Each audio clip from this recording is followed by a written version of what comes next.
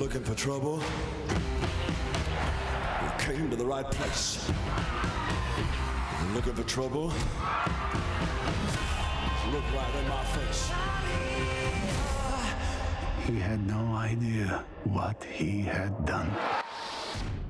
It's the brand new movie that's expected to leave moviegoers and the box office all shook up this weekend. Elvis hits the big screen tomorrow. It's a look back at the upbringing and the making of the rock and roll star who changed the industry, really changed the world. Local historian Carol Olten knows the story all too well. She covered Elvis Presley for the Union-Tribune. It wasn't called that back then in the 60s and 70s. In fact, it was the San Diego Union, and was at the San Diego Sports Arena, not the one, though, you're thinking of, when Elvis became the first star to perform in front of a sell-out crowd. Carol's here. First of all, thank you so much for joining us here on The Four. Well, thank you for having me. You are a walking history book for rock and roll legends like Elvis. How many shows of his in San Diego did you go to? I saw and reviewed 2 Elvis shows in San Diego, one in 1970 and another in 1973. And it was a kind of different show. This was part of a comeback tour. Yes. Elvis was making a big push for his career again after taking time off in the Army and this and that. And I think his music had changed quite a lot. And of course, quite a lot had happened between his debut on the Ed Sullivan Show in 1956 and his rise to fame and fortune and all of that. So.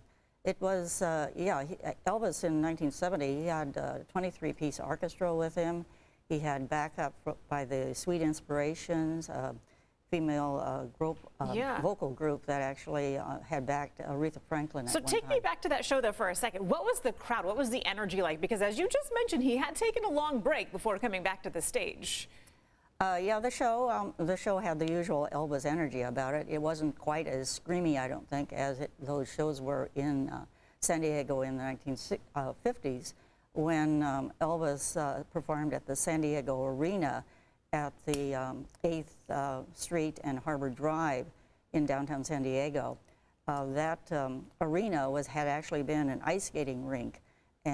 But it was one of the largest venues that a star could play in San Diego at that time. Wow. Before the sports arena itself was built. A little bit later, yes. Yeah. So what do you think in covering him, and of course you covered a lot of bands back then in that era, but specifically with him, what was so magnetic about him that drew the crowds? And really, we can't let go of the story today.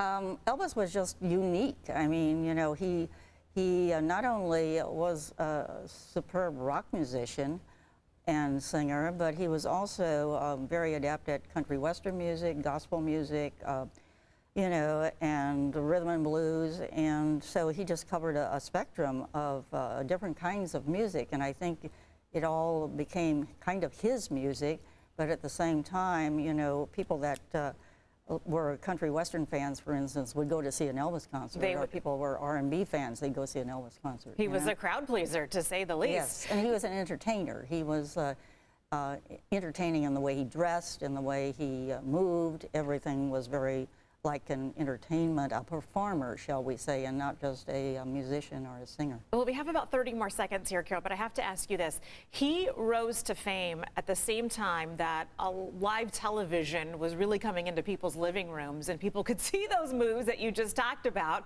And of course, those became very controversial at the time. But live TV, could you credit that with sort of skyrocketing him to fame?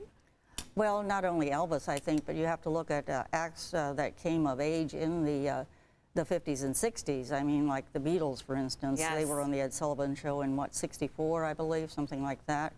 The first performance that Elvis did in San Diego was aboard the USS Hancock, and it was actually done, a taped performance that was done for the Milton Berle Show on television. So this is just so interesting and fascinating to learn all about this. And of course, people can check out the movie, which airs tomorrow. It's in every theater tomorrow, so you're gonna have to check that out. But I don't want you to go anywhere. Will you stick around and talk to us more coming up after the 4 today? Folks may have seen this guitar here right beside us. Right after the show, we are going to continue this conversation on Facebook Live and also give you a chance To win this Elvis-themed guitar, it's a Gibson. It could be yours, so join us on our CBS 8 San Diego Facebook page right at 5 p.m. I'm going to continue my conversation with Carol here, and you might have a chance to win that guitar.